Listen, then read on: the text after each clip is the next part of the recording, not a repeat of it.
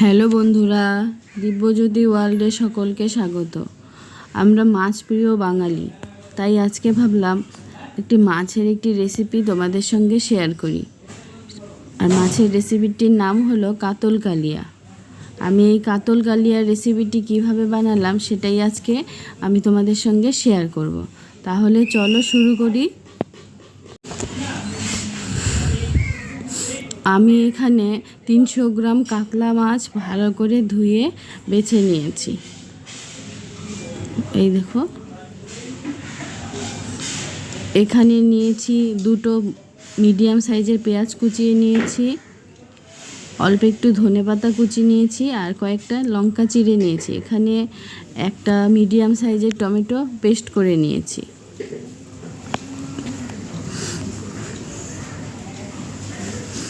এখানে 2-3 চামচের মতো টক দই নিয়েছি।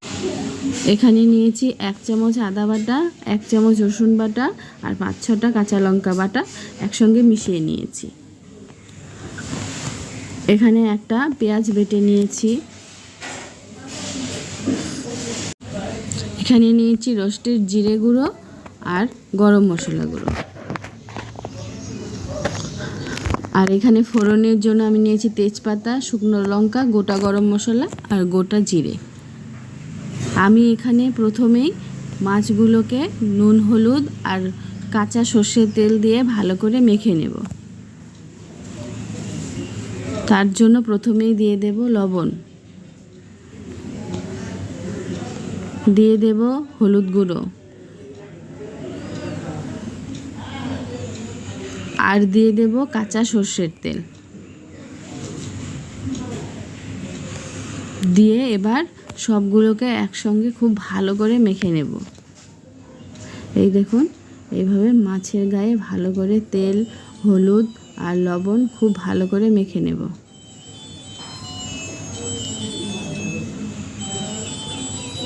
এইভাবে একটা একটা করে মাছের পিস খুব ভালো করে মেখে নিতে হবে।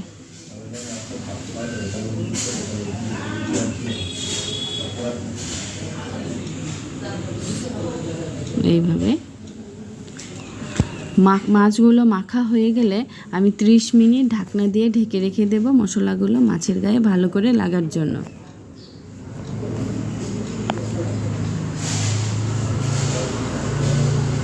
ত্রিশ মিনিট হয়ে গেছে, এখন রান্না শুরু করব। আমি প্রথমে কড়াই বসিয়ে দিয়েছি গ্যাসে।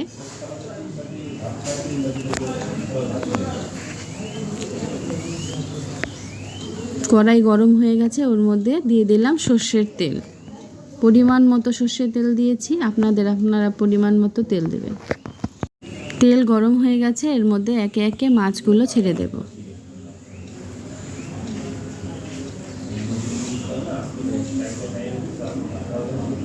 এই দেখুন, মাছগুলো দেওয়া হয়ে গেছে। এবার প্রত্যেকটা পাশ 5 মিনিট করে ভালো করে ভেজে নেব। এই পাশে 5 মিনিট ভাজা হয়ে গেলে তারপর আস্তে আস্তে মাছগুলোকে উল্টে দেব।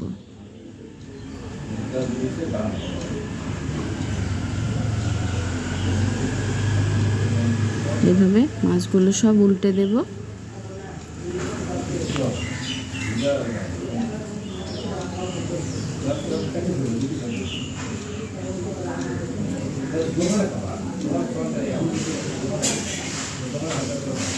এই যে মাছগুলো উল্টে দেওয়া হয়ে গেলে আমরা মাছের যে ওই পাশটা যেটা কাঁচা অংশ আছে সেটাকেও আমরা আবার 5 মিনিট একইভাবে ভেজে নেব।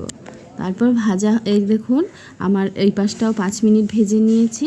এখন আমি মাছটাকে তুলে নেব।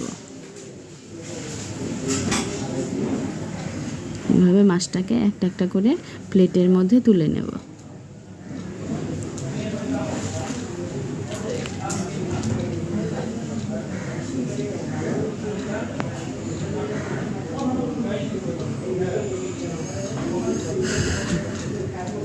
মাছগুলো তুলে নিয়েছি।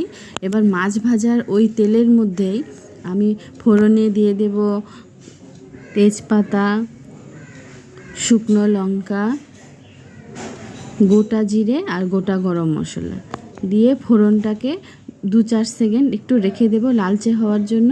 এরপর ওর মধ্যে দিয়ে দিলাম পেঁয়াজ কুচি দিয়ে পেঁয়াজটাকে একটু নেড়ে চেড়ে ফোড়নের সঙ্গে মিশিয়ে নেব।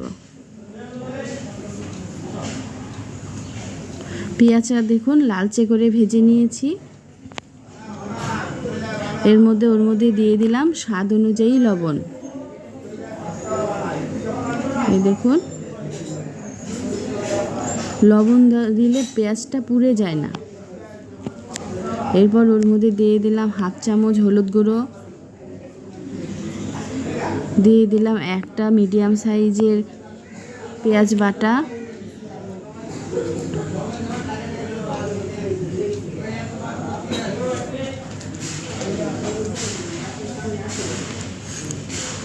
একটু নেড়ে চেড়ে এরপর ওর মধ্যে দিয়ে দেব 1 চামচ আদা বাটা, 1 চামচ রসুন বাটা, আর যে কাঁচা লঙ্কার পেস্টটা করে রেখেছিলাম সেটাই দিয়ে দিলাম।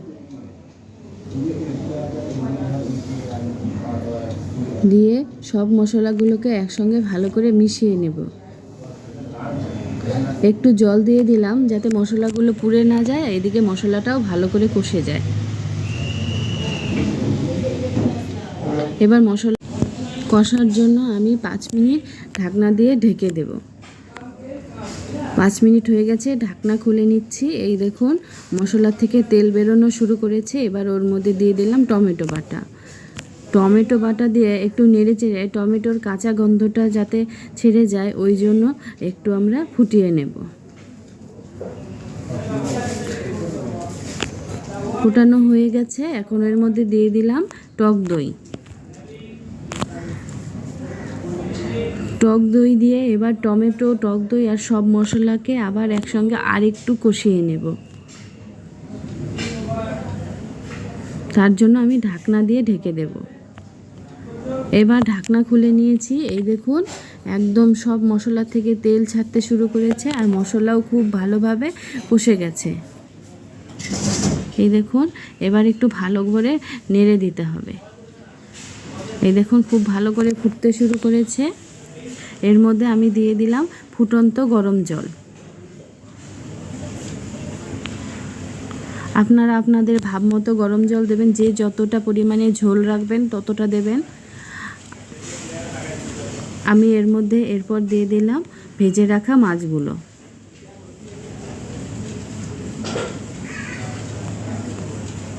এই দেখুন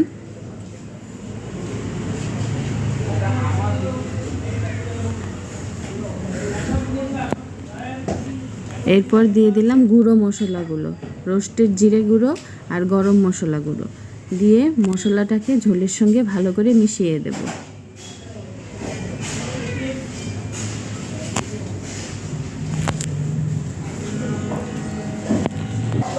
এবার ঢাকনা দিয়ে 5 মিনিটের জন্য রেখে দেব। 5 মিনিট হয়ে গেছে। এই দেখুন মাছগুলো সিদ্ধ হয়ে গেছে। এবার একটু মাছগুলোকে এপাশ থেকে ওপাশ উল্টে দেব ভালো করে। এইভাবে মাছগুলোকে একটু উল্টে দেব।